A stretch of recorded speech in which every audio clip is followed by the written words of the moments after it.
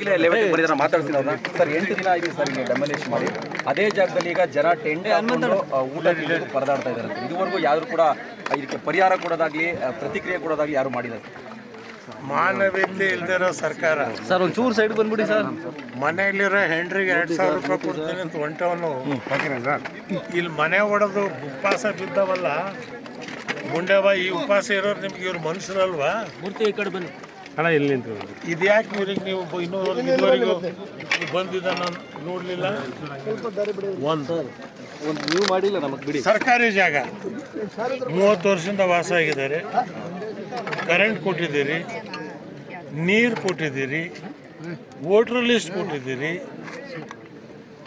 5 ವರ್ಷಕ್ಕೆ ಸಲ ಬಂದು ಬಡವರೇ ಮುಂದೆ ಬರ್ರು, ನಮಗೆ ಓಟ್ ಹಾಕ್ರಿ. ನನ್ನ ಮಕ್ಕಳ ನೀವು ಓಟ್ ಹಾಕಿಸ್ಕೊಂಡು ಗೆದ್ದಿಲ್ಲ. ಏ ಬೈರೇಗೌಡ, ಎಲ್ಲಿದೆಯಪ್ಪ ನೀನು? ನಿನಗೆ ಓಟ್ ಹಾಕಿಲ್ಲ ಈ ಜನ. ಇದು ಇಷ್ಟು ಇಲ್ಲಿ ಆಗಿದೆಯಲ್ಲ, ಒಂದು ದಿವಸ ನಿನಗೆ ಬಂದು ನೋಡೋ ಮನುಷ್ಯತ್ವ ಇಲ್ಲ. ಸ್ಲಮ್ ಬೋರ್ಡ್ ಯಾಕೆ ಮಾಡಿದ್ದೀರಿ? ಸರ್ಕಾರಿ ಜಾಗ ಇರಲಿ, ಪ್ರೈವೇಟ್ ಜಾಗ ಇರಲಿ, 20 ವರ್ಷ 30 ವರ್ಷ ಯಾರು ವಾಸವಾಗಿರ್ತಾರೋ ಆ ಜಾಗ ಅವರದ್ದೇ. ಭೂಮಿಯ ಒಡೆಯ ಅವನ ಹೆಸರಿಗೆ ಪಾಣಿ ಇದ್ದರೆ ನಾವೆಲ್ಲ ನಮ್ಮ ರೈತಾಪಿ ಭೂಮಿಯನ್ನು ಬಿಟ್ಕೊಟ್ಟಿಲ್ಲ. ಪಾಣಿ ಅವ್ರ ಹೆಸರಿಗಿದೆ, ಅವ್ರು ಮಾಡ್ತಾ ಇದ್ದಾರೆ ಅಂತೇಳಿ. ಯಾರು ಭೂಮಿ ಮೇಲೆ ಕೂತಿದ್ದಾನೋ ಅವನೇ ಭೂಮಿಯ ಒಡೆಯ.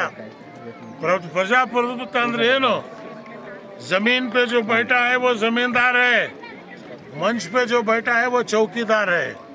ನೀವೆಲ್ಲ ಚೌಕಿದಾರರಾಗಿ ಕೆಲಸ ಮಾಡಬೇಕಾದಂಥವ್ರು ಇವತ್ತೇನು ಹೊಡಿತಕ್ಕಂಥ ಕೆಲಸ ನೋಡ್ರಿ. ಆ ಬಡವ್ರ ಮುಖಾನ ತಿನ್ನಕ್ಕೆ ಅನ್ನವಿಲ್ಲ ಅವರಿಗೆ. ಎಲ್ಲರೂ ಭಿಕ್ಷೆ ಬೇಡ ಜೀವನ ಮಾಡ್ತಕ್ಕಂಥ ಫಕೀರ್ರಿ ಇವರು. ಇವ್ರ ಮನೆ ನೀವು ಹೊಡೆದ್ರಲ್ಲ, ನೀವು ಎಂಥ ಫಕೀರ್ ಇರ್ಬೇಕು ನನ್ನ ಮಕ್ಕಳ. ಈ ಫಕೀರ್ಗಳದ್ದು ನೀವು ಬಿಟ್ಟಿಲ್ಲ ಇವತ್ತಿನ ದಿವಸ.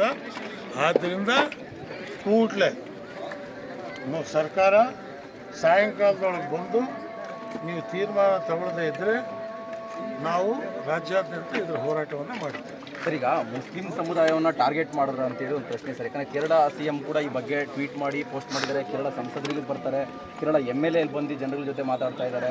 ಸೊ ಏನಾಯ್ತು ಸರ್ ಇಲ್ಲಿ ನಾನು ಯಾವತ್ತೂ ನನ್ನ ರಾಜಕಾರಣದಲ್ಲಿ ಮುಸ್ಲಿಮು ಹಿಂದೂ ಅಂತ ನೋಡಲೇ ಇಲ್ಲ. ನಾವು ತರಬಾಳು ಮರಳಿಸಿದ್ದನ ಜನ. ಒಬ್ಬ ದಲಿತನು ಕೂಡ ಅವನ ಲಿಂಗ ಕಟ್ಟಿದರೆ ಅವನ ಮಠದ ಸ್ವಾಮಿ ಆಗ್ಬೋದು. ಇವತ್ತಿದು ಬಸವಣ್ಣನ ನಾಡು, ಟಿಪ್ಪು ಸುಲ್ತಾನರ ನಾಡು, ಬಾಬಾ ಸಾಹೇಬ್ ಅಂಬೇಡ್ಕರ್ ಅವ್ರ ನಾಡು. ಜೈ ಭೀಮ್ ಅಂತ ಹೊಂಟಿದ್ದೀವಿ ನಾವು. ಇಲ್ಲಿ ಹಿಂದೂ ಇದ್ದಾರೆ, ಮುಸ್ಲಿಂ ಇದ್ದಾರೆ, ಮನುಷ್ಯರಿದ್ದಾರೆ. ಈ ಮನುಷ್ಯರಿಗೋಸ್ಕರವಾಗಿ ಹೋರಾಟ ಮಾಡ್ತಕ್ಕಂಥದ್ದಕ್ಕೆ ಇವತ್ತು 3ನೇ ಶಕ್ತಿ ನಾವು ತಲೆ ಎತ್ತಿರ್ತಕ್ಕಂಥದ್ದು. ಇವತ್ತು ಇದನ್ನು ಸರ್ಕಾರ ಕೂಡಲೇ ಬಂದು ಪರಿಹಾರ ಕೊಡದಿದ್ರೆ ನಾವು ಹೋರಾಟ ಮಾಡ್ತೀವಿ. ಸರ್, ಬುಲ್ಡೇಜರ್ ರಾಜಕೀಯ ಅಂತ ಒಂದು ಕೋಟ್ ಮಾಡಿದ್ದಾರೆ ಸರ್, ಇದ್ರ ಬಗ್ಗೆ ಏನು ಹೇಳ್ತೀವಿ ಸರ್? 100% ಬುಲ್ಡೇಜರೇ ತಂದಿದ್ದು. ಇನ್ನೇನು ಸೈಕಲ್ ಮೋಟ್ರ್ ತಂದಿದ್ದಾರೆ ಅವರು? ಬುಲ್ಡೇಜರು ತಂದು ಮಾಡಿರ್ತಕ್ಕಂಥದ್ದು. ನ್ಯಾಯಾಂಗ ತನಿಖೆ ಆಗಬೇಕು. ಈ ಬುಲ್ಡೇಜರ್ ತೊಗೊಂಡೋಗಕ್ಕೆ ಆರ್ಡ್ರ್ ಮಾಡಿದವ್ರು ಯಾರು? ಯಾಕಿದು ಹೊಡೆದ್ರು? ಈ ಜಾಗ ಯಾರಿಗೆ ಕೊಡಬೇಕು ಅಂತಿದ್ದೀರಿ?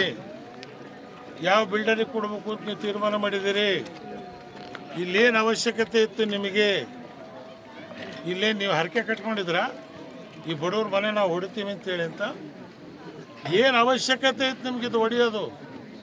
BBMPಗೆ ಏನು ಜಾಗ ಬೇಕಾಗಿತ್ತ? ನ್ಯಾಯಾಂಗ ತನಿಖೆ ನಡೀಲಿ. ಪಾಪ ಪೊಲೀಸರು ನಿರಪರಾಧಿಗಳವರು. ಸರ್ಕಾರ ಹೇಳಿದ್ರೆ ಅವ್ರು ಬರಲೇಬೇಕು. ಸರ್ಕಾರ ಯಾವ ಅಧಿಕಾರಿಗಳು ಇದನ್ನು ಮಾಡಿದಾರೋ ಆ ಅಧಿಕಾರಿಗೆ ಆರ್ಡ್ರ್ ಕೊಟ್ಟವ್ರು ಯಾರು? ಅದಕ್ಕೆ BBM ಕಮಿಷನರು ಕೂಡಲೇ ಹೇಳಿಕೆ ಕೊಡದೇ ಇದ್ದರೆ ಕೋರ್ಟ್ನಲ್ಲೂ ನಾವು ಅವ್ರ ಮೇಲೆ ಹಾಕ್ತೀವಿ. ಸರ್, ಈಗ CM ಆಗಲಿ DK ಶಿವಕುಮಾರ್ ಅವರಾಗಲಿ ಇಬ್ಬರು ಆಲ್ರೆಡಿ ಮಾತಾಡಿದ್ದಾರೆ ಸರ್. ಅಂದರೆ ಇದು ಅಕ್ರಮವಾದ ಜಾಗ, ವಲಸಿಗರು ಬಂದಲ್ಲಿ ಅಕ್ರಮವಾಗಿ ನೆಲೆಸಿದ್ದಾರೆ ಅಂತಲೇ ಹೇಳಿದ್ದಾರೆ ಸರ್. ಅವಾಗೆ ತಾತ್ಕಾಲಿಕವಾಗಿ ನಾವು ಜಾಗನ ಕೊಡ್ತೀವಿ ಅಂತಲೂ ಹೇಳಿದ್ದಾರೆ ಸರ್. ತಾತ್ಕಾಲಿಕ ಇಲ್ಲ. ಯಾರು ವಲಸಿಗರು? ಯಾರು ನೀವು ವಲಸಿಗರ್ರಿ?